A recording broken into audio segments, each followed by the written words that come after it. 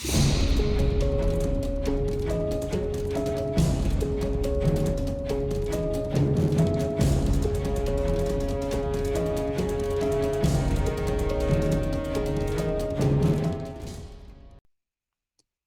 to another episode of Blue is the New White. Today, I've got Rodger Smelcer with me of United Service Technologies. I had the pleasure of, first corresponding with Rodger, I think either on LinkedIn or in the Fed group on Facebook, one of the two. But, over the course of the last couple of months, me and Rodger have exchanged some really, really great conversations. So I'm incredibly excited to have him on the show and have him share a lot of his experiences and wisdom with all of you. So without further ado, Rodger, why don't you go ahead and introduce yourself to our audience? Yeah, well, first, I'm happy to be here. My name's Rodger Smelcer. I co-founded United Service Technologies with my business partner, Bob Heidkamp, in 1995. And we started out of a one-car garage in Lakewood, California. And now we're covering about 2,500 grocery locations in California, Texas, and Nevada. And so I'd say what's unique about our service company is that we primarily exist in the grocery vertical. We're an all service company. We do not sell any machines or products at this point and haven't for 25 years or so. So all our revenue is from service. Wow, that's amazing. So Mhm. the products are your people. Yep. We have a great team. At any given time, I'd say right now we have probably 40% of our employees have been here a year or less. Oh wow, that's some serious growth. It's rapid growth. Yes, it is. That is interesting, and we're going to get into that in a minute because I know a lot of the listeners are going to be curious about the employees that you found and the technicians and all of that. But I am curious myself how you ended up in this industry.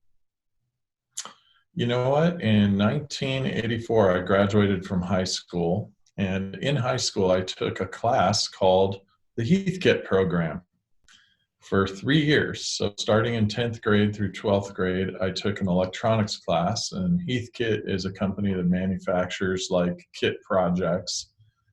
I built a cathode ray tube TV. I built a Timex computer. I was etching my own boards. I was doing and learning digital electronics. So when I got out of high school, I started my first job as a telemarketer for an upholstery company. And I was pretty good at it. I could get a lot of leads for the salesperson and worked out good, but I knew it wasn't for me. And I started pursuing other jobs. And I found a job at a company called PBI Market Equipment, a great little company in Long Beach, California, that was hiring for people in the scale department, servicing digiscales that would sit on the counters in the grocery stores. And shortly after I got there, I noticed that they hired me as a scale technician. And while they were training me, I noticed that they were just throwing all the circuit boards away. And so I said that I could repair those if you'd let me, and we could recycle them back into the market. And so they bought me an oscilloscope and all the CMOS circuitry I needed, and I started doing board repair for that company and did it for several years there, built a whole department repairing boards full time. And in the first 10 months I was there, I was able to net the company about $250,000. And Wow. kept very studious track of my cost to repair the board, how much time it took, all the details and what we were making on the board every time we sold one. So of course I was in there knocking on the owner's desk door and saying, "Hey, I need a raise." And he gave me one and let me hire a bunch of other people and do it more. And of course, we built a great department there. And from 1986 to about 1989, my business partner was my boss that originally hired me there. And we installed with 18 scale guys, 7,000 scales in just a couple of years. Wow. I configured them. We were the first company to network scales in the country. There were a lot of companies trying to do it. We did it very early on, successfully across a major state with a lot of installations. So it was the first time you didn't have to go to each scale to change the pricing, but you could just change the pricing in a computer and shoot it out to all the stores at once. So we spent a lot of time networking with, US Robotics 9600 baud modems, and I think any of us that are old enough remember that sound. Oh yeah, I remember that sound, and I'm not even that old. Yeah, we would stack those up in the top of the store and do home run cable runs to every scale in the store. So Wow. it was a pretty major undertaking. And while working there, I saw the hot side equipment and some of the refrigeration equipment. They were an equipment sales company, and they had a service department to install and service the things they sold. So they were a dealer essentially. Interesting. Very interesting. So did you go right into the workforce from high school, or did you go to college?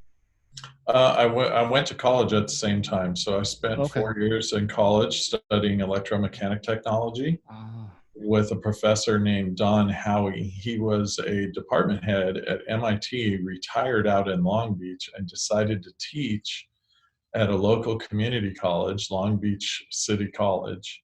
I went there for 3 years. It's a 2-year college, but he had a 3-year program and they let him do whatever he wanted. So it was great for us. He used to also run the Long Beach Grand Prix, so it was kind of cool as a student. He used to get us into the pits and stuff, and it was a neat thing. But studying electromechanic technology was great. I bounced around to a couple other small community, technically oriented colleges, just primarily focusing on improving my skills in electromechanic technology and digital electronics for the most part, because that's kind of what I love to do. Yeah. Yeah. No, that and it sounds like it. I mean, just talking to you now, everything kind of gravitated back to that whole sector. So it sounds like you've been really interested in that kind of stuff since your high school days, and kind of did it on a bigger scale as you scale, no pun intended, you know. But no, it sounds like that was a really great path for you. So then what led you into the food service aspect of it? Was it that scale company, and then after that kind of transitioned into, hey, there's an opportunity here? Yeah, so while I was at the scale company and out servicing scales, I was noticing that the chain I was servicing scales in had 4 different models of slicers. So they weren't buying consistently, and some stores had 3 of the 4 in one single store. And I noticed that they were calling 3 different technicians at 3 different travel charges and 3 different labor rates. And I saw an opportunity and shared it with my business partner, my now business partner, but my boss then, that why wouldn't we just service all 3 of them? We have the capability and we could do it for one travel charge and create a lot of savings for the chain. And, you know, toss that idea around a little bit. Neither of us were working on hot side equipment at the time. In fact, um, I remember when I decided to start the company, he decided also on his own to start his own company. And we met and talked about it when we were going to tell each other that we were going to leave, basically. And we decided to share the risk and get into business together. And it's been great. Great 25 years. We just celebrated 25 years in business on January 10th. Wow, congratulations. Yeah, it's a big milestone for us. You know, when you start a business, you have a lot of people telling you things. And one of the things you hear, gosh, when you make it to a year, you've really made it. and then they move the goal line, right? They say, well, if you make it to 5 years, you've really made it then, Yeah, then yeah, it's yeah. 10 And then years, 10 years. Yep. and just kept moving out. I think now that we're at 25, no one's really moving the goal line anymore. Yeah. Like, So okay, okay, you're here to stay. We get it. yeah, it's No, kind of that's really great. That's really really great, and what a wonderful story on how your journey and how it led you to where you are. So now that we are kind of caught up with that, one of the most intriguing things to me, because obviously I talk a lot about the skilled trades gap and getting the youth interested in this line of work and stuff like that. And so one of the things that stuck out in the conversations that we had out in Miami, so much so that I lost sleep over it because it's just so intriguing to me. You said the average age of your workforce is 27 years old, yeah. which I think is absolutely remarkable. So I was hoping that you could speak a little bit to that and how you've been able to accomplish such a young average, in an industry that averages almost twice that. Yeah, well, we might be lowering our average age because I know we brought on a couple of 21-year-olds recently. So I have some young guys with a long history. I just hired a young man who his grandfather and his father are in this business as Wow. service technicians. And what a great lineage. And he wants to be a service technician like his grandfather and his dad, and it's exciting to see that because it's so rare. Yeah. And he was only 21 years old when we brought him in, and he's already becoming a superstar. So I love to see those young guys coming in at a young age. When I started this business, I was 29 years old, and I was really ambitious. I thought I was going to conquer the world, and You still might. I've been able to conquer my little corner of it, anyways. But it was exciting to see these guys come in. But what we really have honed in on are kind of three things that we see this younger group looking for. One is we've noticed that they really want to have a voice in what's going on in the company, right? Even if you don't do anything they suggest, they want to at least be heard, right? And so giving them avenues to communicate with you directly and communicate with ownership directly is important. They know we were former service technicians, right? So they've got a good idea that we know what they go through on a day-to-day basis. So they want to reach out to us and communicate with us. And so letting them have a voice and hearing them out on things they're concerned about or interested in or excited about is a big deal. And the more avenues you can create for that to happen, the more you will attract those people. And really, when you attract the initial group, they will bring each other in. Many of the people we hire are people that are coming from another person that already works here. So once you gain momentum, it seems to really build, and that's what's happened for us. And people are more apt to listen to people, their age, their similar interests, Yes. their friends, stuff like that. I could see how that could definitely create a snowball effect, and in this case, in your favor, and in their favor as well, because you know as well as I do the opportunities that exist in this industry. And so I think that's a wonderful way to get the word out there, is let those younger generations talk about it themselves to others. Yeah. Yeah. The second thing we really focus in on is making an impact bigger than what your company does every day.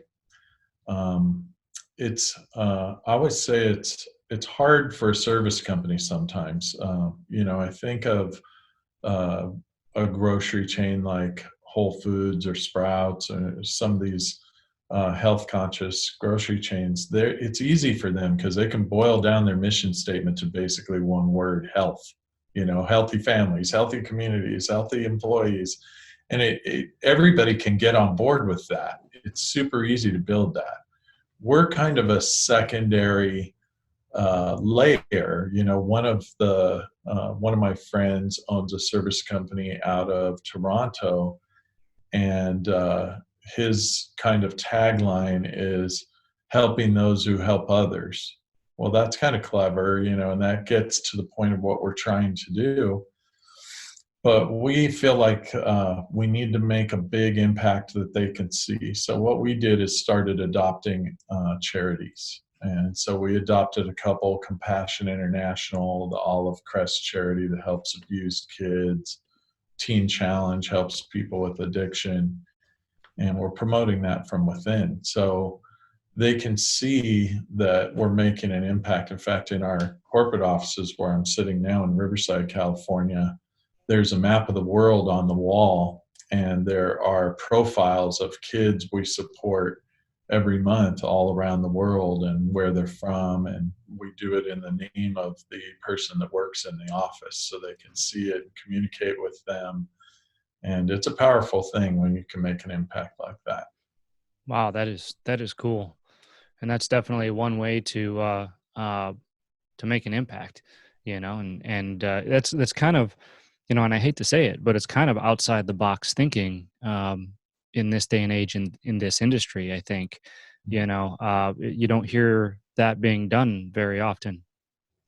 Yeah, I think our industry association is trying to get more and more involved with charities. In fact, I know some of the regional meetings have a charity event along with it, and that's encouraging. Yeah. I'd say thirdly, the big thing that I think really helps attract a younger group that wants to be in this industry is just giving them the tools that they're used to using. I always tell my business partner, every one of our technicians has two phones. They have their personal one and then they have their company one. Ours better be the best one, right? Yeah. We want ours to be the best one in their pocket. We want to give them the tools that they're used to using and give them a lot of technology. And of course, from our previous conversations, we're using AI and AR, and we've got iPads and top Do of you the line do you phones. roll with Apple or Android? Both. So their Really? phones are Android and their iPads are Apple. Now, what's the reasoning behind that? Well, we found that the iPads are a little more robust as a tablet, and we work across all platforms. All of our software does, so it really doesn't matter.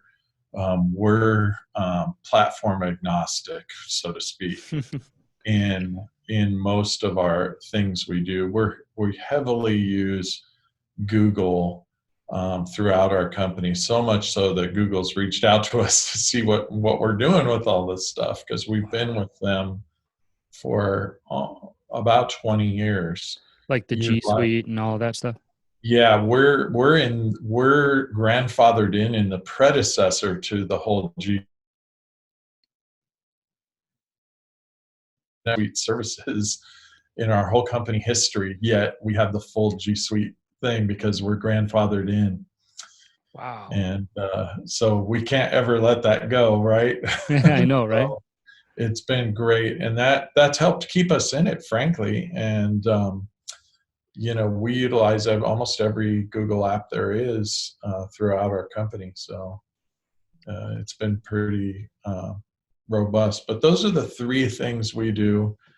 Give them a voice, help them understand that they are making a bigger impact in the world, and give them the tools that they need, that they're used to using to do it. Another one that has come up more recently that you and I touched on when we were talking is this concept of just-in-time learning. I'm finding that the millennials and the Gen X people in our company are really they really flow with that concept. They want to learn it just before they need it, right? And so providing those type of tools for them are important. So we launched a video learning management system, and we're building it now and have been building it actually for a while to help them access things a little bit quicker, a little more instantly when they need to know them. And of course, the AI technology we use helps that as well. But this idea of just-in-time learning, I think, is going to get more and more and more popular as we go because technology is enabling it. And Yeah. it's a concept that's not just in our industry, but in many others. Yeah, that makes sense, and I have heard it. I think that, I mean, it sounds like you're kind of an early adopter in our specific industry, which honestly is what it takes. Technologically, we have to stay ahead of the curve. Um, and it sounds like you've done an incredible job with that. I thought I was up to date with the technology, and then I talked to somebody like you, and I'm like, oh, geez, feel like I'm living in the Stone Age. Well, But don't yeah, feel too bad. Sometimes the second mouse gets the cheese, right? And yeah, the first one's caught in the trap of innovation. So you see this all the time. Somebody will innovate. Tesla is a good example, right? They've innovated on the electric car, but watch out for the second mouse. That's while they're in the midst of innovation, someone will really refine a affordable, usable version of that that's cheaper and easier to use, and that could well happen. And it doesn't mean all the money that Tesla's dumping in is useless. It certainly isn't, and none of the technologies we're investing in are useless either. In fact, I have to remind my team that um, even if we ended up not using this technology, the learning experience that we go through to do it refines all of our other processes. And you've implemented software before, I'm sure, oh yeah, and you understand when you implement software, it really changes all of your processes because you have to look at them again, and when you're looking at them you start to see weaknesses in a lot of them, yeah. and you have to shore up all those weaknesses while you're doing it. It's a really great exercise, actually, to improve your business. Yeah, absolutely. I agree with that 100%. And you're absolutely right because, a lot of times when you build these processes, they may not work perfectly, but they work well enough so they're not really thought of until you implement something like a new technology, or you need to look at it again, and then you see these imperfections, and then because everybody knows those systems and processes so well, it's actually a little bit easier to identify what's working and what isn't. But sometimes Yeah, it takes time. I mean, sometimes it can be 3 months, and sometimes it takes 3 years. To really bring that to light. At least from what I've found.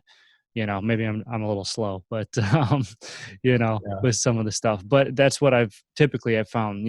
Once you get to know a system well enough, and then you look at it, after you have it for a while, is when you see those imperfections, and you can kind of clean them up yeah. a little bit. So this is awesome. I mean, you basically gave um, four things that you found attracts and keeps the youth engaged with this industry. um, but what about the learning process, keeping them advancing through the industry? I think we touched on this a little bit in Miami too. You said you have some kind of a training program in place that gives them direction, if you will. Yeah, so we've given a name to it. It's kind of a cool story. It's We call it Best CTE, and CTE just stands for Career Technical Education.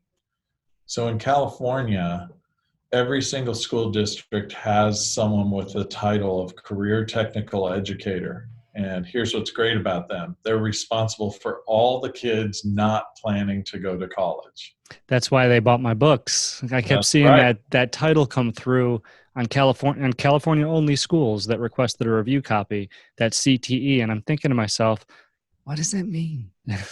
So during the time we've run this company, there was a period of time where I took a leave of absence, and I was a school board member for a small Christian school, and I decided to jump in and fill an empty role. It was supposed to be for 2 weeks and turned out to be a couple of years.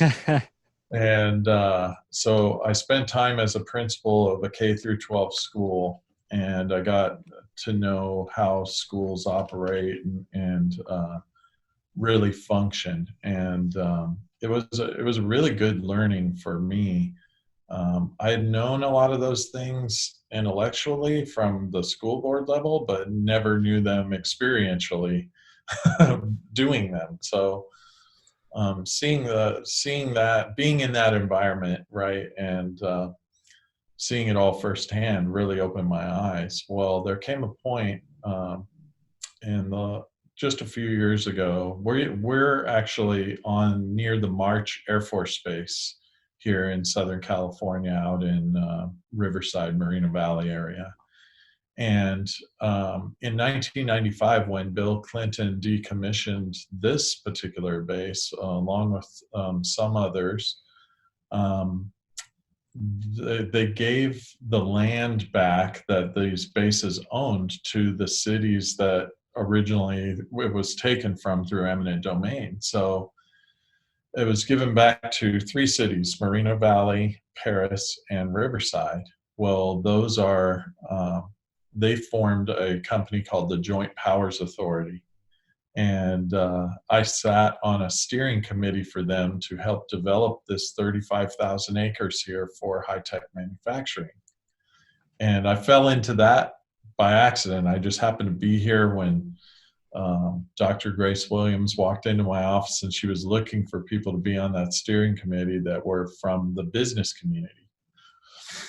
Well, when I was on it, I went to a couple of SWOT analysis sessions where they were trying to figure out, what is going to attract these new companies in. And while I was sitting there, it was kind of at a mixer that we were having. I was sitting at a table with about 9 other people, and we had the guy who manufactures the helmets for the NFL, and I guess that's a medical device now. Yeah. And then we had school superintendents, a couple of principals, a student, and other things. And I had the epiphany at the table, and I just said it out loud while I was sitting there. I said, that would be a great name for our training program. BEST, Business Educators and Students Together. Huh.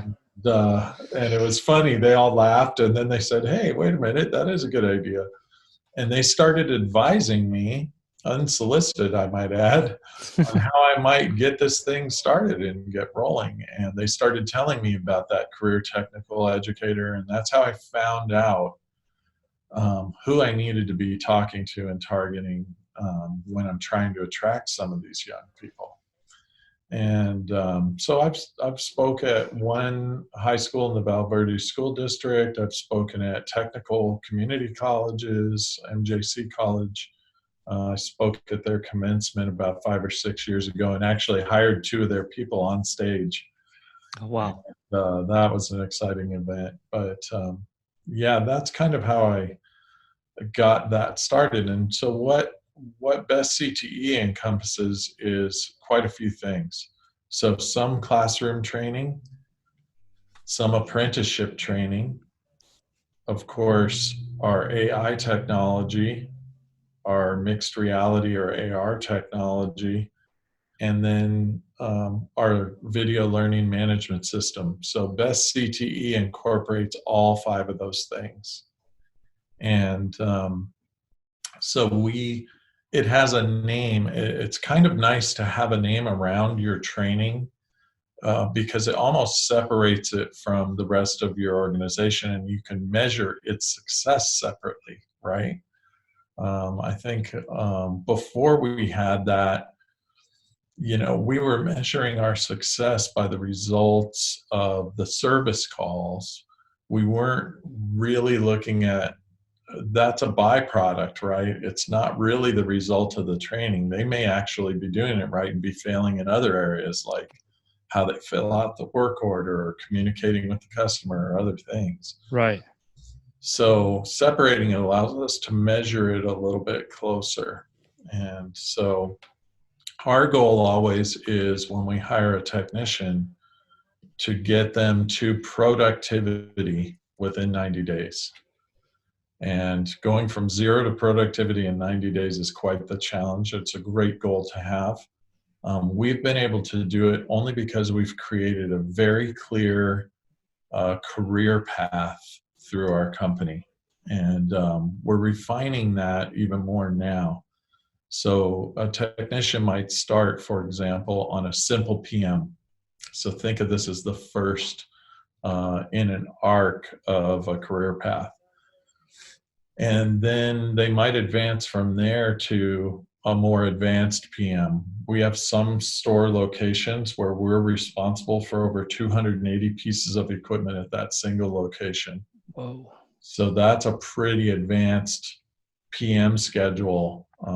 At those locations, we do planned maintenance 52 days a year, 1 day every week with the same technician at the same time.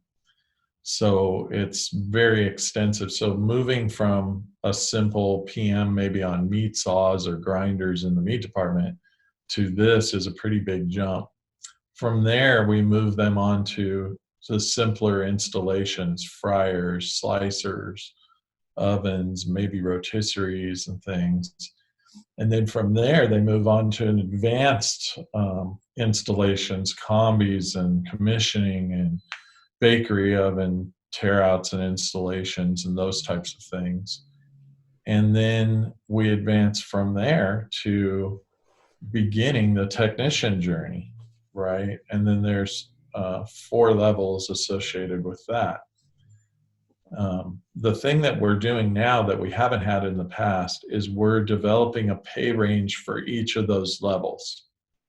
So And like junior, senior, etc. yeah, right. And so if you're coming in at the beginning level, what's the pay range for that beginning PM, the advanced PM, the beginning installation, all of those? What I like about that is when our technicians get to the technician journey, they've already done installations. They're already used to doing the work order, filling out work orders and communicating with the customer. And they've done planned maintenance. They know how the machines are supposed to work and what's supposed to be being done to them. And that gives us a few advantages when they actually do become a service person and they're out in the field. They might be working on something and notice that it hasn't been PM'd, but only because they have the knowledge of what should be happening, right? Good And so point. they can alert their supervisor and make sure that those are getting done. So, or an installation is done incorrectly, and they know how to do it correctly. It makes it much easier to track those things down. As you well know, installation is so important and can be the cause of tons of problems down the road. Yeah. So what do you do if somebody, like, what if somebody wants to stay in installs, for instance? They don't want to be a service tech. Do you have a So program we for have them? enough, yeah, we have enough growth built in. If someone really wanted to stay there, we could leave them there. Oh you wow. know, Yeah. we pretty much in every area of our company, we have more than we can do.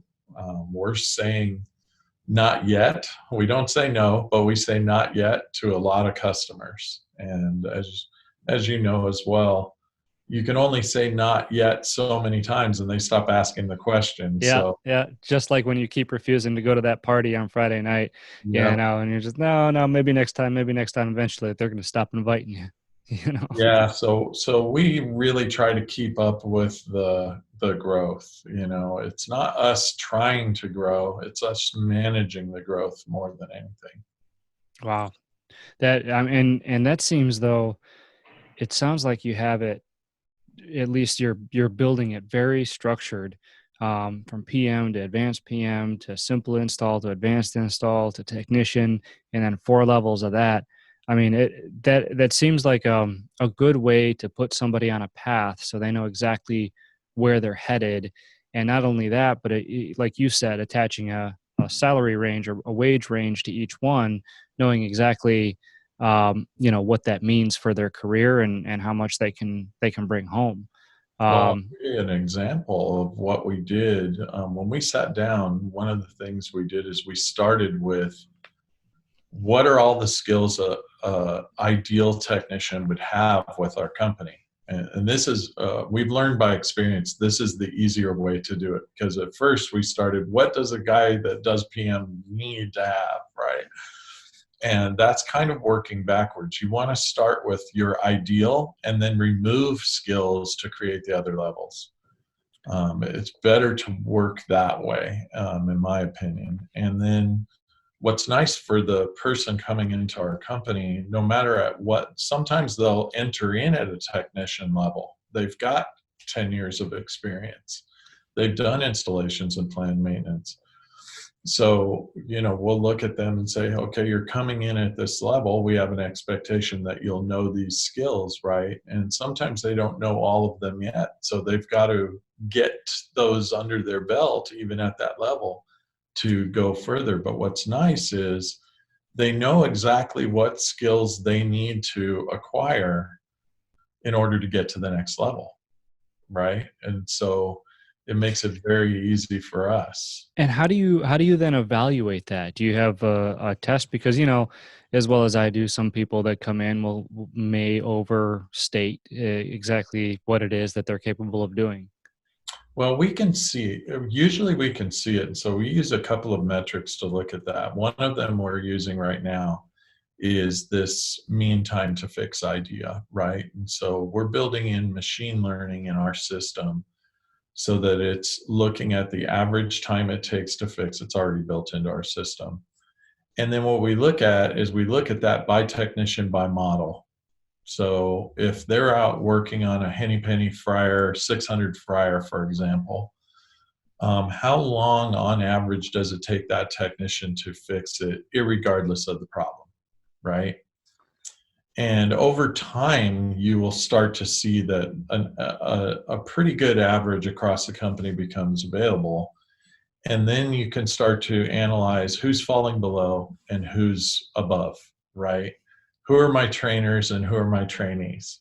And it becomes really clear over time. So, as far as the skills evaluation, we like doing it that way a little better. When we're doing a review, one of the things that we've instituted in just these probably the last 6 months is this idea of really developing their resume for them, right? And so one of the questions we ask in our review sometimes is, hey, last year we paid for this set of skills, and we'd like to know what you've added to that to justify an increase in what we're paying for those skills, right? And so it's our goal to help them do that. We would love to pay them more because they would be more skilled and they would help us down the road to acquiring more customers and being able to do it more efficiently. So this idea of kind of maintaining their skill set for them is important because it lines up with that career pathway and all the skills that are on it, right? And that brings us to that whole idea you and I have discussed of, instead of job security, which is what guys my age have thought about all our lives, we're finding that millennials and Gen Xers are thinking in terms of employability, right? They're looking for companies to help them build their resume. And if you're the one building their resume and they can see that and you're talking to them about it in those terms, it's real, it's a retention thing. Because if they're looking to go work for another company, one of the things I will say to them is, sometimes we're a stepping stone to something greater and sometimes we're a final destination. However, I'd like you to think about, are they going to build your resume in the way that we've been able to build your resume? And here's where you were when we got you, and here's what we've been able to add. And showing that value in learning is really important to millennials and Gen Xers, especially. They're experiential in nature. I think baby boomers and my generation, Gen X generation, were working to acquire things more than experiences, and I don't see that with millennials and Gen Xers. They're looking for the experience, and many times it's a learning experience they're looking for, in lieu of having a lot of things. In fact, most of my millennials and Gen Xers don't have a lot of things. They're not acquiring things like crazy. They're more experiential. They're taking the crazy trip. They want to go to Japan Yeah. and tour Japan. Those types of things that I would have never thought of when I was working. You know, Yeah. I I've was seen trying. that. I was trying to get a house and a car and a couple of kids and a picket fence and the whole 9 yards. Yep. Yep. And I've seen that too. And quite honestly, that's kind of the way I was brought up. You know, I see the experience thing a lot with the younger generation, but I mean, I say younger generation, I'm a millennial, Mhm. but I've kind of always had that older school mindset a little bit. I like experiences. Don't get me wrong. I had a great time on my honeymoon, and I've been to a bunch of different places. But at the end of the day, my goal was always to get the house, to get the family, to get the kids, to get that security. I think that was just a result of my upbringing and the way that my dad was and how he raised me. But I do see the experience thing a lot, especially with my younger siblings too. They value that more than they do the material things that you know um, Yeah, that it's I did. interesting that you say that, because one of the things we've noticed with millennials, especially, is they're a bifurcated generation, much like the World War II generation. Um, the dividing line is 9/11, right? The millennials that experienced 9/11 and the ones that didn't. In fact, the people that make fun of millennials the most are the millennials that experienced 9/11.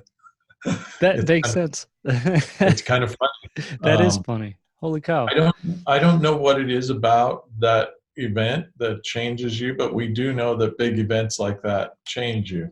Yeah. And uh, we see the older millennials, of course, are more mature by virtue of the fact that they're older, but they're also more mature sometimes because they've had that experience of 9/11, and the reality of things could end instantly is fresh on their mind, right? Yeah. Yeah. And I remember exactly where I was. Yeah. yeah, and when you talk to millennials that experienced 9/11, it's pretty real for them still. Even though they may have been young, sometimes when they were hearing about it, but they've heard about it enough to know about the event, how major it was, and all lives lost and things like that. Yeah. That's a really interesting fact because I guess I never really thought about it that way, but it makes a lot of sense. I mean, I know it certainly had an impact on me. When when it was, I think, sophomore year of high school, um, in my journalism class, they turned on the TV and said, "Look what's happening." And at first, I was like, "What? This can't be real. This isn't actually happening." So, and I know that a lot of people my age kind of have that same thing. They remember it vividly, and that does, it carries with you, creates an impact on you, and um, changes you, you know. Yeah. So that is very, very cool. That's a lot of really awesome information, and I think we've already been talking for almost an hour here. How much time do you got? Well, I got plenty of time. This is the end of my day, so Oh, okay. I'm going to be off when we're done. So All I'm right. happy to. All right. Well, I won't to keep you too much longer, but I did want to kind of touch on what we were talking about before we started recording here. We've got the coronavirus going around right now, and um, seeing all these conventions being canceled, and obviously the impact it's having on the economy right now, all of that.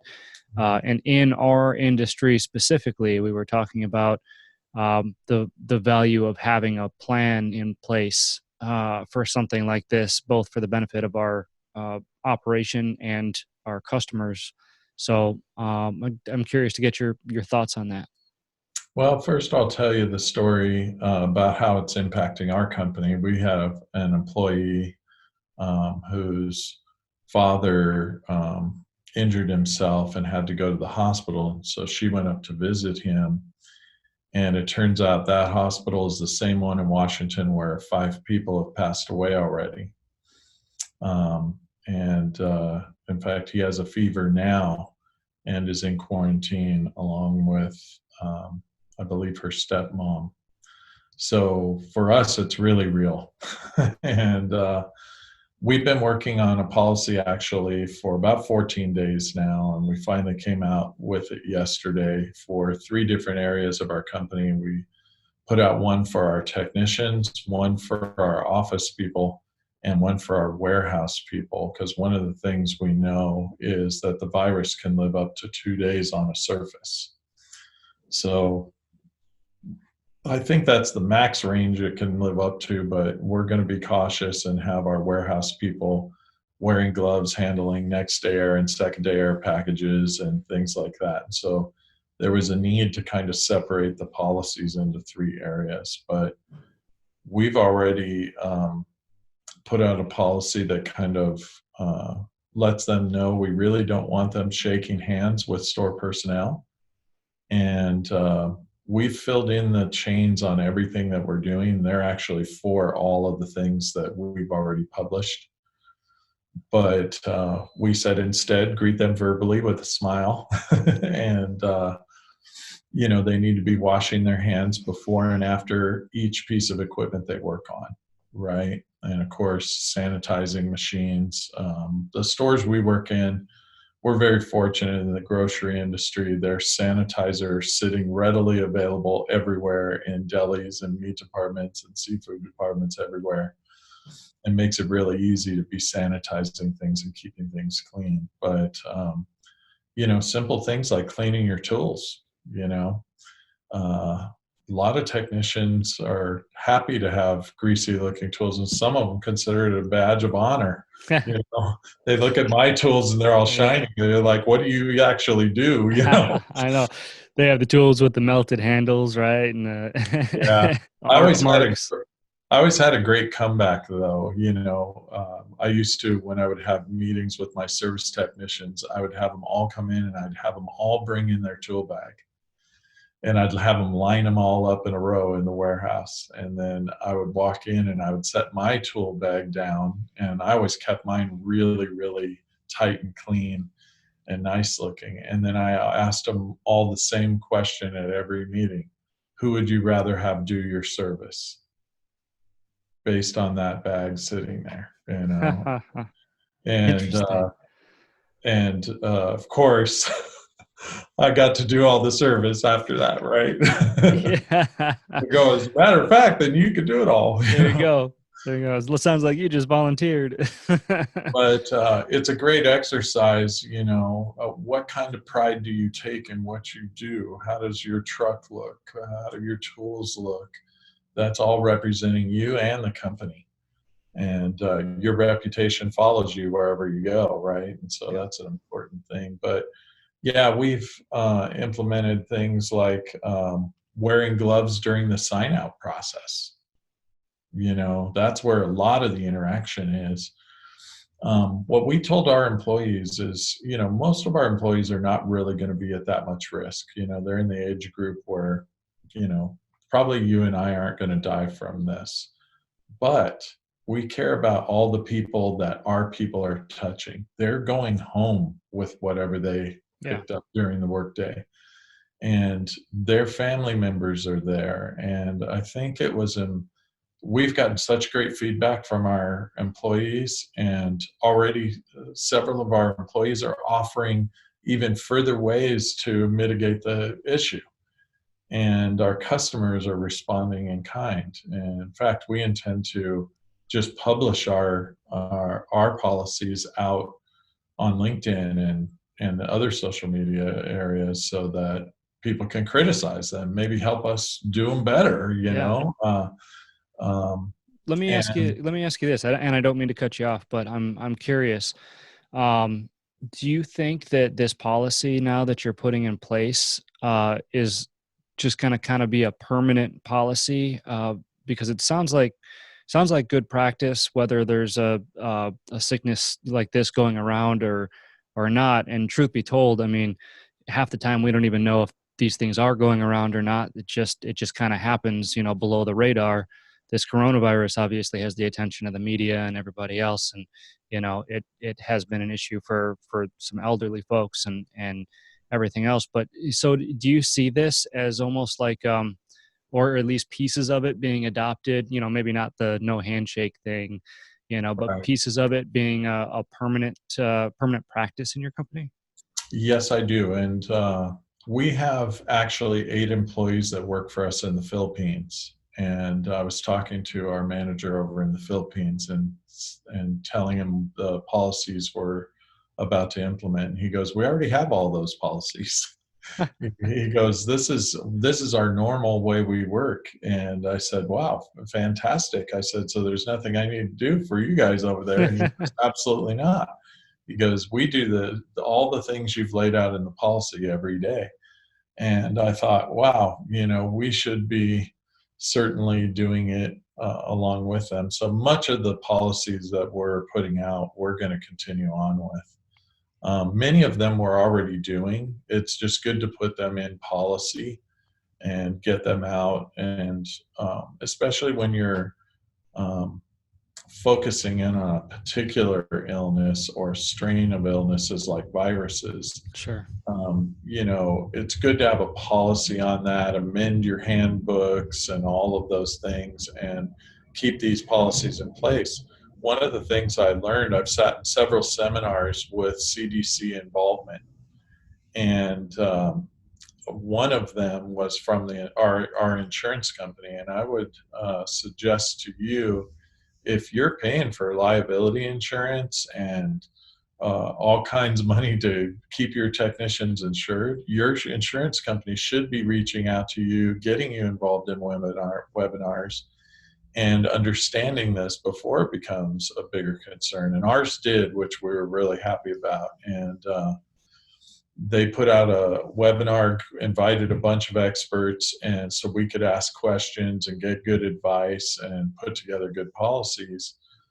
Well, what was great sitting in those is I was learning a lot about things we should have been doing all along, right? And like our guys wash their hands multiple times during the day. You have to as a technician, you just do. And but being specific about washing in between each machine you're working on, I've always did that naturally as a technician in the field, but I think some guys may not have been doing that. So to tighten that up is a good thing, in my opinion. Interesting. Very, very interesting. It's good to try to get ahead of this kind of stuff, and then when it does inevitably happen again, at least with a policy in place, you'll know exactly what to do and how to be prepared with it. So I'm excited to kind of bring that to my staff and We want to, I'm sure you have, a company mission statement. Ours is pretty simple. It's to lead our industry, value our employees and care, or value our partners and care for our employees. So those are 3 simple things. And so if we really are wanting to live our mission statement, you can't lead the industry if you're not telling people what you're doing or what you're trying to do.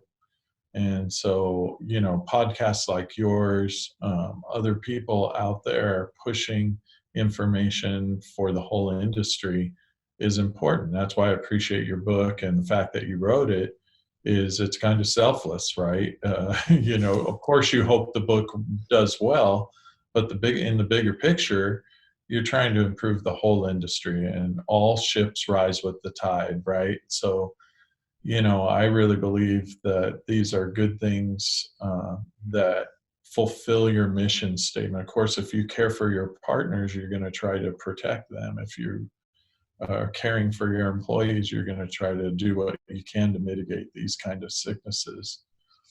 And I think for us, as I still consider us a pretty small company. We operate in 3 states: California, Texas, and Nevada.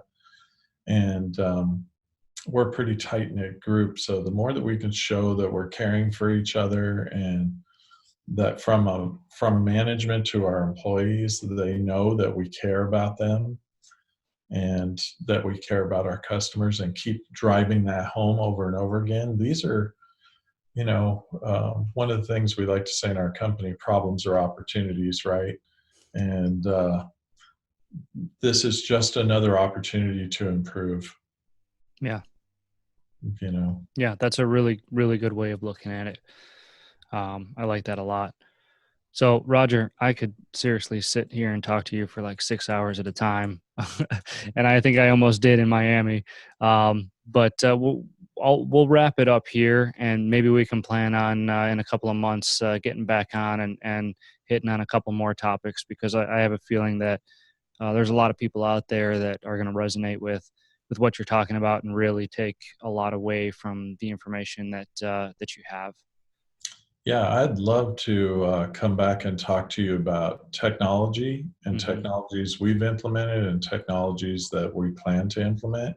Yeah, I love I, that topic.